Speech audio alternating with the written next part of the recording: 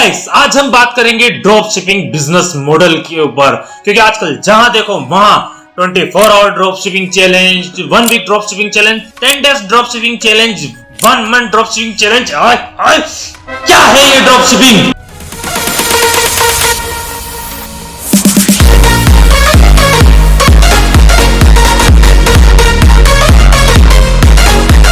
चलिए आज बात करते हैं एक्चुअली में ड्रॉप शिपिंग होता क्या है। तो बात करें ड्रॉप शिपिंग बिजनेस मॉडल की, तो यहाँ पर ये एक ई कॉमर्स स्टोर, जैसा कि एक स्टोर होता है जिसके अंदर प्रोडक्ट फिजिकल फॉर्म में मौजूद होते हैं, यही ड्रॉप शिपिंग के अंदर वो प्रोडक्ट इमेजेस और वीडियोस के फॉर्म में मौजूद होते हैं। जैसे अमेज़न एक स्टोर है, वो भी ई कॉमर्स स्टोर ही है। तो ड्रॉप शिपिंग का मतलब यही है कि आपके पास एक ई कॉमर्स स्टोर है, लाइक अमेज़न, फ्लिपकार्ट, जैसे इसके अंदर वीडियोस और इमेजेस के फॉर्म में प्रोडक्ट लिस्टेड होते हैं, वैसे ही ड्रॉप शिपिंग के अंदर भी आपका एक खुद का एक स्टोर होता है, उसके ऊपर आप प्रोडक्ट को लिस्ट करते हैं इंडिया मार्ट जैसी वेबसाइट से उठाकर।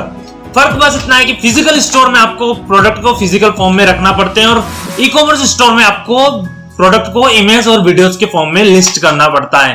फर्क बस इतना ही है, बाकी सारी चीजें आपको as it is same to same करनी पड़ती है। डिलीवरी चार्जेस आपको पे करना पड़ता है, आरटीओ आपको खुद को मैनेज करना पड़ता है और उसका एडवर्टाइजमेंट भी आपको खुद को ही करना पड़ता है। तो अब बात करते हैं क्या drop shipping challenge zero investment में शुरू किया जा सकता है? तो मेरे अकॉर्डिंग और मेरे एक्सपीरियंस से नहीं, क्योंकि आपको स्टोर क्रिएट करने के लिए भी आपको पे करना पड़ेगा, क्योंकि इंडिया के अंदर जनरली स्टोर क्रिएट होते हैं शॉपिफाई के अंदर। तो शॉपिफाई में स्टोर क्रिएट करने के लिए फर्स्ट मंथ का चार्ज लगता है 20 रुपए और बाकी हर मंथ देना पड़ता है आपको 1500 रुपए के लगभग। और साथ ही आपको एक डोमेन परचेस करते होगा तो वो भी कहीं भी 800-900 रुपया 600 रुपए तक का तो आता ही आता है। तो ये दो इन्वेस्टमेंट तो आपकी लगनी, बाद में एड के लिए इन्वेस्टमेंट लगनी है। तो अब बात करते हैं प्रोडक्ट को लिस्ट करने की। अगर आप लिस्ट करते हो रोपोसो से तो वहां पर तो आपको कोई चार्ज देना नहीं पड़ता है, लेकिन आपको वहां पर भी आरटीओ तो देना ही पड़ता है। और अगर बात करें इंडिया मार्ट से, अगर आप लिस्ट करते हो तो वहां पर आपको प्रोडक्ट लिस्ट करने के बाद अगर आपको कोई सेल आती है तो आपको उस सेल को फुलफिल करने के लिए उस प्रोडक्ट के पैसे पहले ही सप्लायर को देने पड़ते हैं, तो वहां पर भी आपकी इन्वेस्टमेंट होती ही है। अब बात करते हैं अगर आप जीरो इन्वेस्टमेंट में इसको स्टार्ट करते हो तो क्या क्या प्रॉब्लम्स आएगी।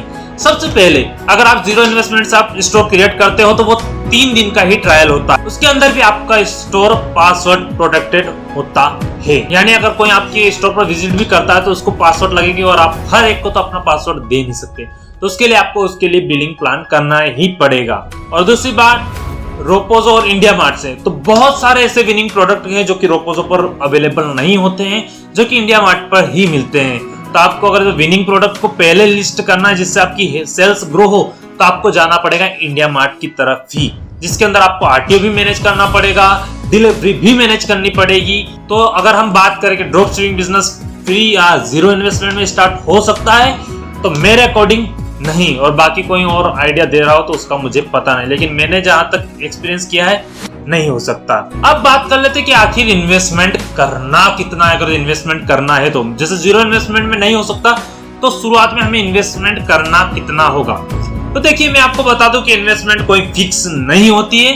कुछ इन्वेस्टमेंट फिक्स है कि हाँ आपको इतना तो करना ही करना पड़ेगा, और आगे की इन्वेस्टमेंट कोई फिक्स नहीं होती है।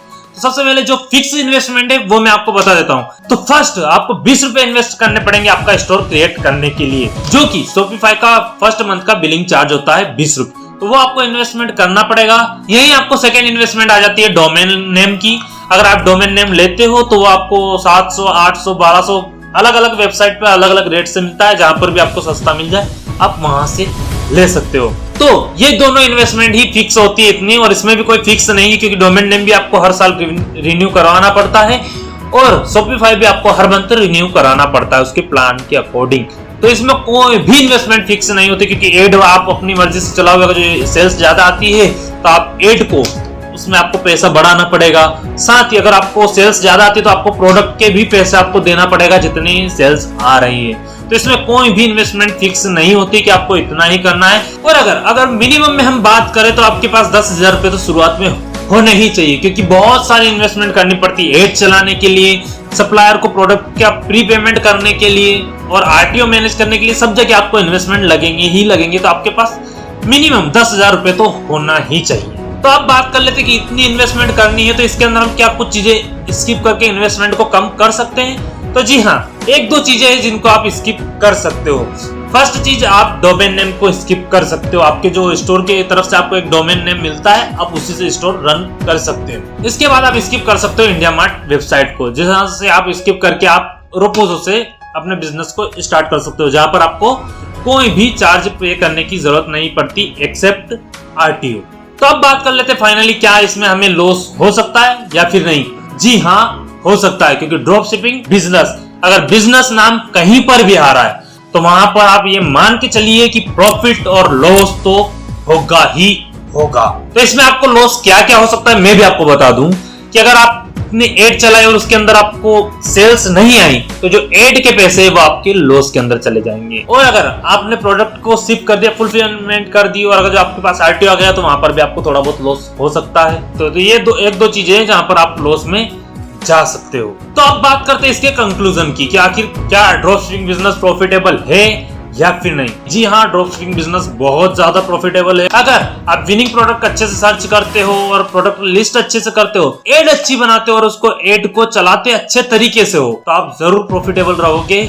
और अगर आप बिना किसी रिसर्च के, बिना किसी अच्छी एड की आइडिया लिए हुए अगर आप ऐसे ही ड्रॉप शिपिंग करने लग जाओगे तो हो सकता है आप लॉस में चले जाओ। तो जी हाँ, ये था आज का पूरा वीडियो, जिसके अंदर हमने बात कर ली शॉर्ट टर्म में और जल्दी में कि ड्रॉप शिपिंग बिजनेस आखिर होता क्या है।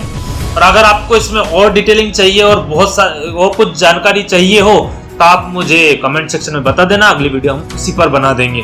तो मिलते हैं जल्दी किसी नई वीडियो के साथ, किसी नए बिजनेस आइडिया के साथ और किसी नई इंफॉर्मेशन के साथ। तब तक के लिए bye bye, take care, thank you so much.